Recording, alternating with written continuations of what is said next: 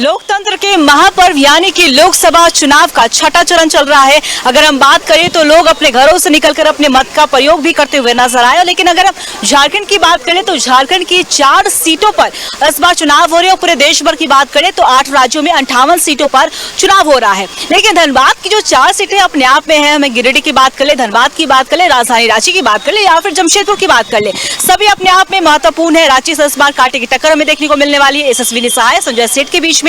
जमशेदपुर की बात करें तो जमशेदपुर में इस बार विद्युत वरण महतो और समीर मोहंती के बीच में कांटे की टक्कर है। तो दूसरी तरफ अगर हम गिरिडीह की बात करें तो गिरिडीह में त्रिकोणीय संघर्ष इस बार देखने को मिल सकता है। चंद्र प्रकाश चौधरी है, मथुरा प्रसाद महतो है या फिर जयराम महतो की बात कर ले।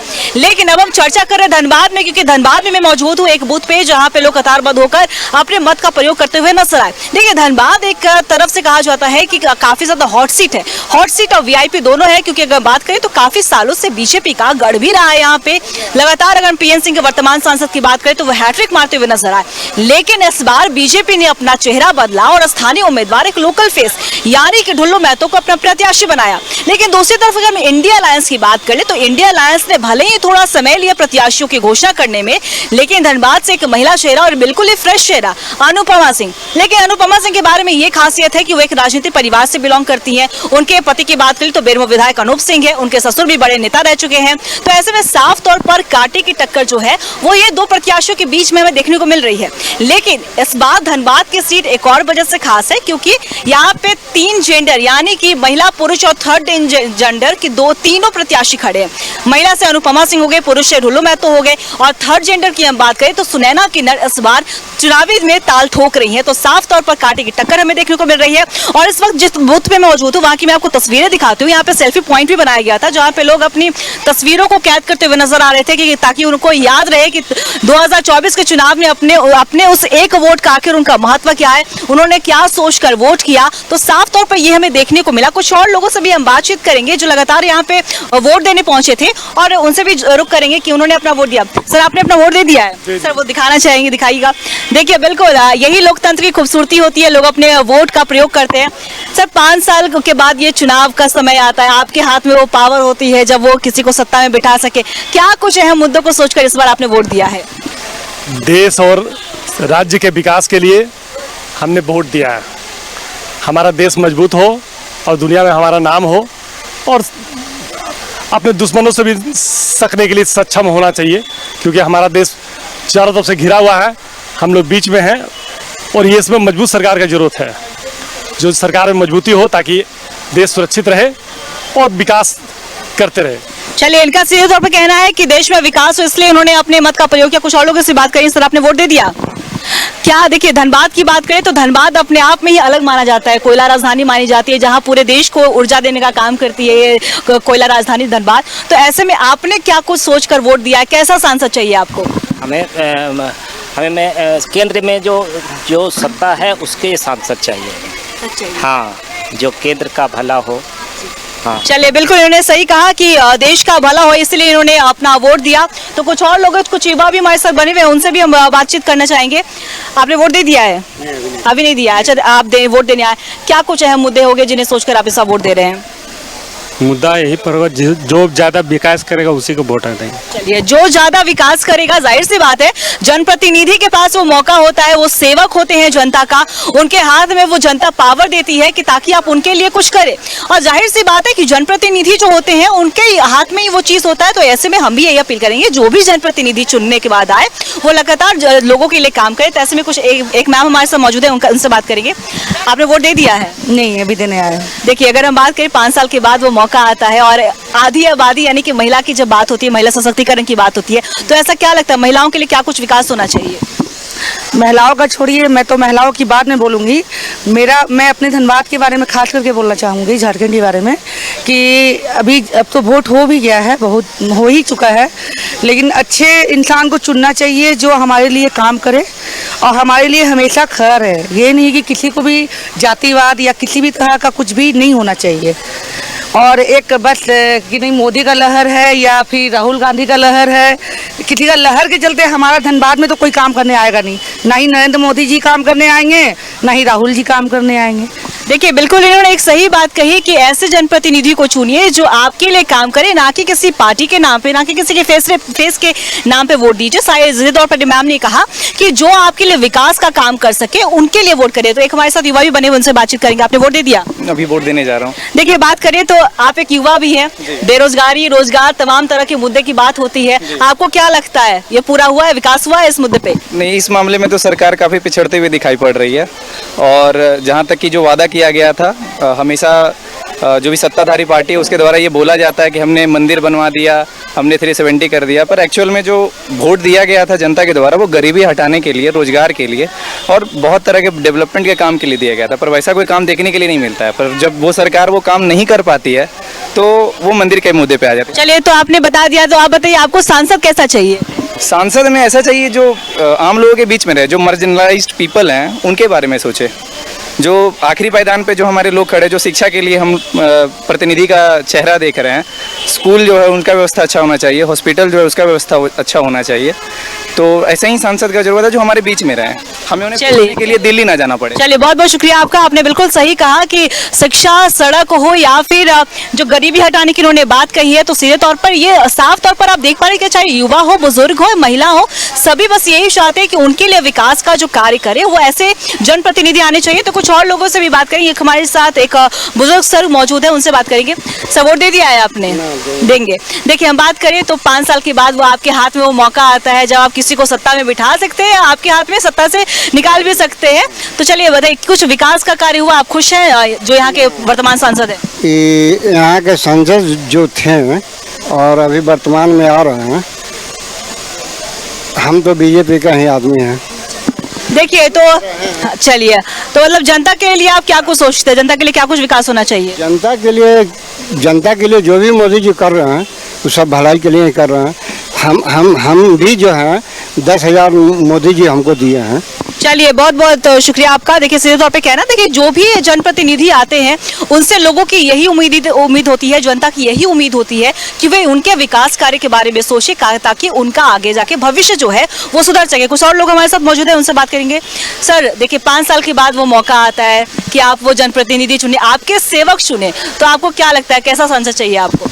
हमारा सांसद ऐसा होना चाहिए कि जो मूलभूत सुविधाएं हैं वो हमारे लोकसभा क्षेत्र में उपलब्ध हो। जैसे हमारे लोकसभा क्षेत्र में बेहतर अस्पताल की सुविधा नहीं है, ऐसी सुविधा नहीं है कि जिसके लिए लोगों को इलाज के लिए, बहुत सारे इलाज के लिए धनबाद से निकटवर्ती दुर्गापुर जाना पड़ता है। दूसरा, एक गंभीर समस्या है कि बहुत सारी ट्रेनें वंदे भारत चालू हुई, जिसमें अपना मेन कॉरिडोर होने के बाद कलकत्ता से दिल्ली में एक भी हमारा कोई भी स्टॉपेज, कोई भी रूट लाइन का ट्रेन नहीं मिला। तीसरा चीज़ है कि अपने यहाँ एम्स बनना था, जो कि एम्स धनबाद से शिफ्ट होकर के देवघर चला गया। और हमारा जो हम लोग भी बाहर रहते हैं, हम लोगों को जब कभी भी बाहर से आना होता है तो फ्लाइट के लिए आइदर हमको रांची चूज़ करना पड़ता है या अंडाल चूज़ करना पड़ता है, जो कि धनबाद जो है कोल कैपिटल के नाम से जाना जाता है।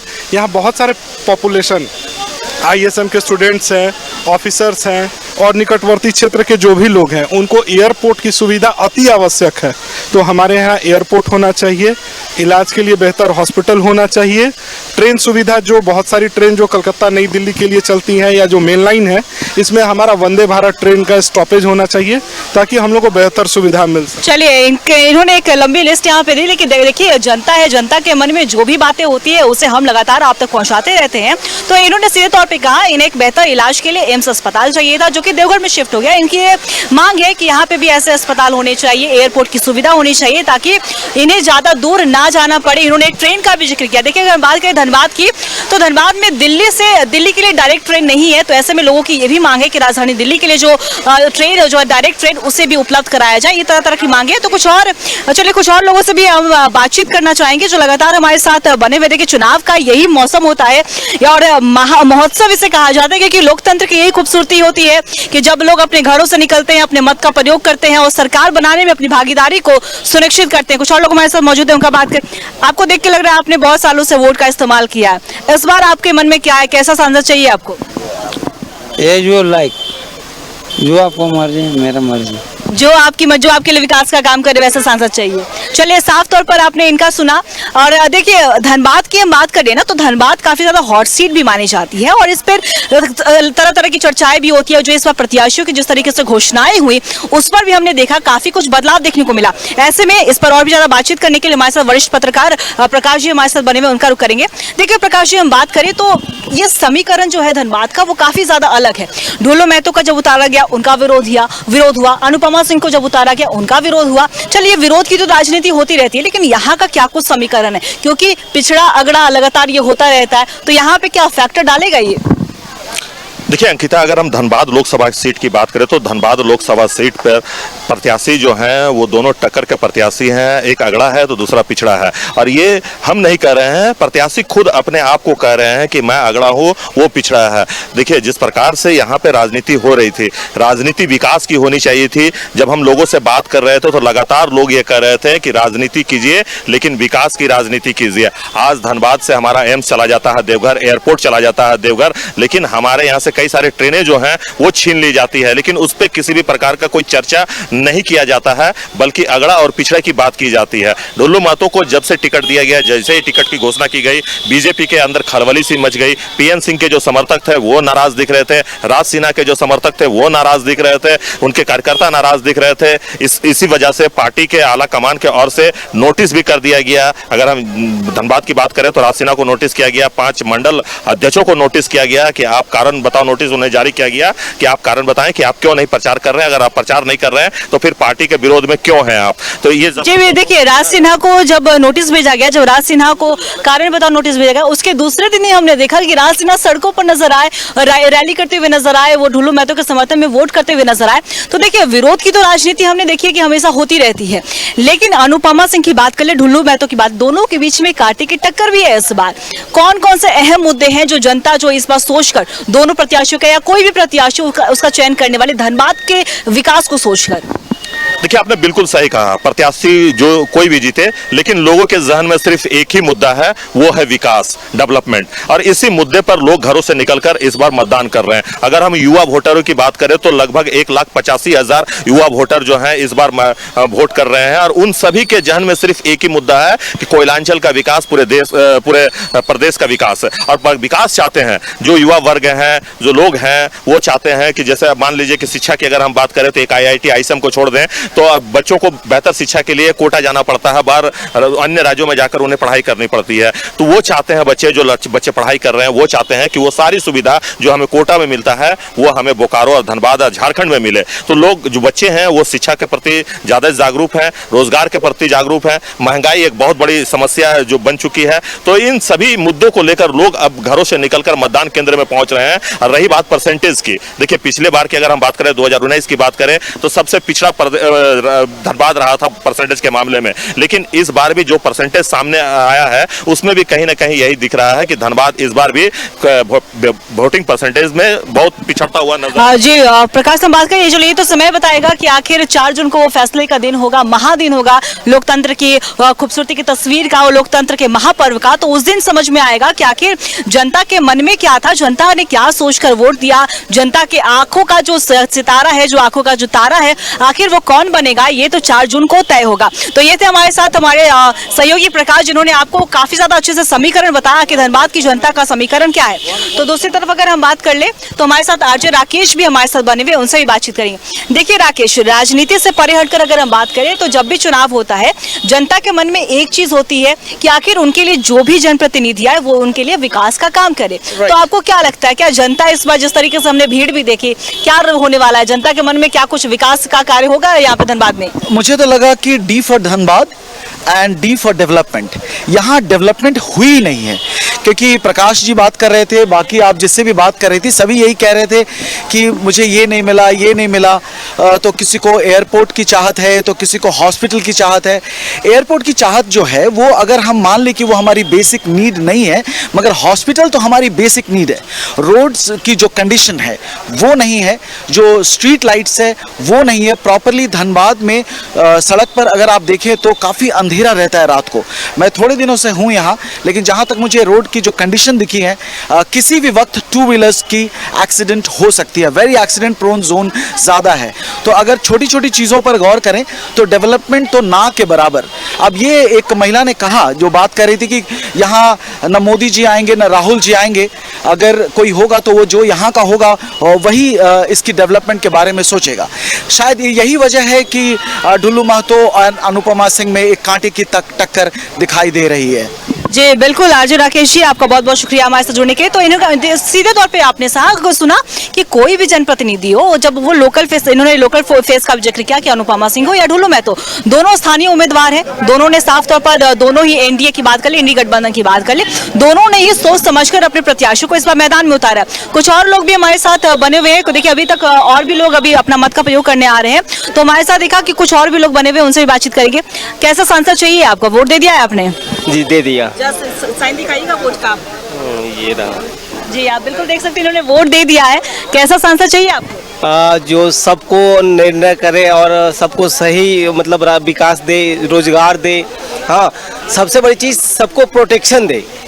हाँ, कि कहीं भी किसी टाइम में वो घूम सके आराम से। हाँ, कोई क्राइम ना हो, सबसे बड़ा मुद्दा। चलिए, आपने बहुत अहम मुद्दा उठाया है प्रोटेक्शन का, कि देखिए बहुत सारे लोगों के मन में ये क्राइम को लेकर फैक्टर आता है कि शायद मैं इतनी रात को निकलूंगा या निकलूंगी तो मुझे मेरे साथ कुछ घटना घट सकती है। तो साफ तौर पर आपने सुना कि इनका कहना है कि प्रोटेक्शन भी होना चाहिए। तो कुछ और लोगों से भी बात, एक देखिए बुजुर्ग महिला यहाँ पे अपना वोट देने आई है, आपको देख के लग रहा है काफी लंबे समय से आप वोट देने आई है, कैसा लग रहा है आपको? बहुत अच्छा लगा।